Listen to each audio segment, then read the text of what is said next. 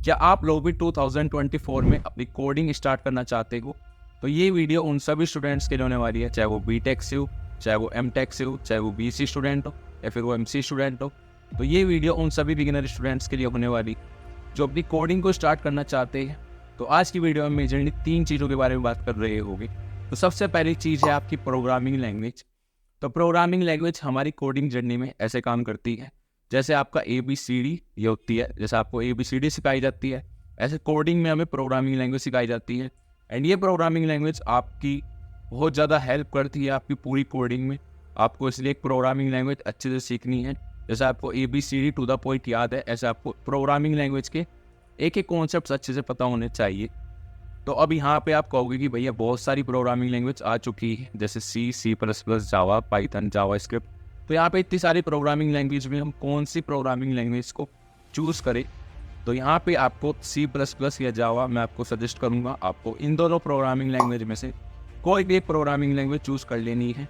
And अगर आपको इसमें भी डाउट है कि मैं C++ करूँ या फिर मैं जावा करूँ, तो मैंने इसकी भी एक डेडिकेटेड वीडियो बना दी है, उसका ही बटन में आपको लिंक मिल रहा होगा, तो वो भी जाके आप चेकआउट कर सकते हो। उसके बाद आपके सारे डाउट क्लियर हो जाएगी, मुझे C++ करनी है या फिर मुझे जावा करनी है, ठीक है। तो मैं आपको सजेस्ट करूँगा कि आपको C++ या जावा में से कोई भी आप एक प्रोग्रामिंग लैंग्वेज चूज़ कर सकते हो। तो प्रोग्रामिंग लैंग्वेज पे हमने देख लिया कि हमें बहुत अच्छी तरीके से सीखनी है। एंड सब बिगिनर यही गलती करते हैं कि वे प्रोग्रामिंग लैंग्वेज को कम टाइम देते हैं, जिसकी वजह से प्रोग्रामिंग लैंग्वेज में मास्टर नहीं हो पाते। तो प्रोग्रामिंग लैंग्वेज में आपको मास्टर होना है, आपको उसको अच्छे से पढ़ना है। ये नहीं है कि मैंने उसको समझ लिया, मैंने उसको पढ़ लिया तो मेरी प्रोग्रामिंग लैंग्वेज कंप्लीट हो गई। ऐसा नहीं करना है, आपको उसके सारे कॉन्सेप्ट्स पता होने चाहिए कि उसमें इफ एल्स कैसे काम कर रहा है, उसमें लूप्स कैसे काम कर रहे हैं, उसमें फंक्शंस कैसे काम कर रहे हैं, उसमें ऑपरेटर्स कैसे काम कर रहे हैं। तो ये सारी बेसिक चीज़ें आपको पता होनी चाहिए। एंड आपका एक स्ट्रॉन्ग बेस होना चाहिए उस प्रोग्रामिंग लैंग्वेज पे, चाहे वो C++ हो, चाहे वो जावा हो, बट आपका एक स्ट्रॉन्ग बेस होना ज़रूरी है, वरना आप आगे आपको दिक्कत होगी, फिर आपको दोबारा प्रोग्रामिंग लैंग्वेज पढ़नी पड़ेगी। तो आप पहले अपना एक पार्ट अच्छे से कर लो, पहले एक प्रोग्रामिंग लैंग्वेज अच्छे से कर लो, उसके बाद आपको नेक्स्ट पार्ट पे जाना है। सो अब आ चुके हैं हम अपने नेक्स्ट पॉइंट पे, which is data structures and algorithm. तो आगे जाने से पहले हमें एक चीज़ समझनी चाहिए कि डेटा स्ट्रक्चर क्या होते हैं।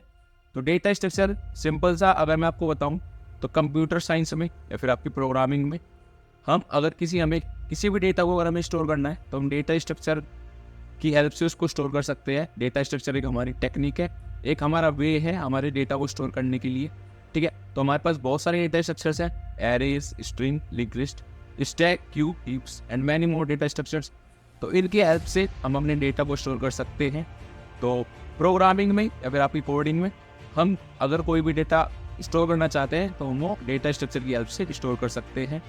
तो अब आपको क्या करना है, डेटा स्ट्रक्चर जो है वो एक इम्पोर्टेंट रोल प्ले करता है आपकी कोडिंग में, आपकी प्रोग्रामिंग में।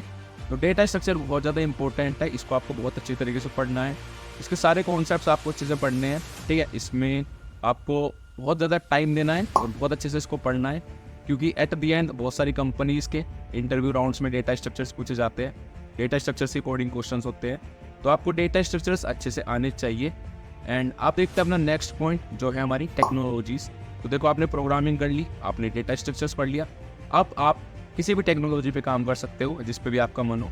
अगर आपको वेब डेवलपमेंट करना है तो आप वेब डेवलपमेंट में जा सकते हो, अगर आपको ऐप डेवलपमेंट करना है तो आप ऐप डेवलपमेंट में जा सकते हो। मशीन लर्निंग, डेटा साइंस, बहुत सारी टेक्नोलॉजीज़ आ चुकी है मार्केट में। तो कोई भी टेक्नोलॉजीज़ आप पिक करके उस पर आप प्रोजेक्ट्स बना सकते हो। तो आपका यहाँ पे DSC भी हो जाएगा और आपके प्रोजेक्ट्स भी बन जाएंगे। जो प्रोजेक्ट बनाओगे वो ये सोच के बनाना कि मैं इसको रेज्यूमे में डालूंगा। तो अपने रेज्यूमे के लिए 1 से 2 अच्छे प्रोजेक्ट बनाओ, आपके रेज्यूमे में हेल्प करेगा आपको एक। तो आपको टेक्नोलॉजीज़ पे काम करना है, ठीक है, आपको प्रोजेक्ट्स बनाने हैं।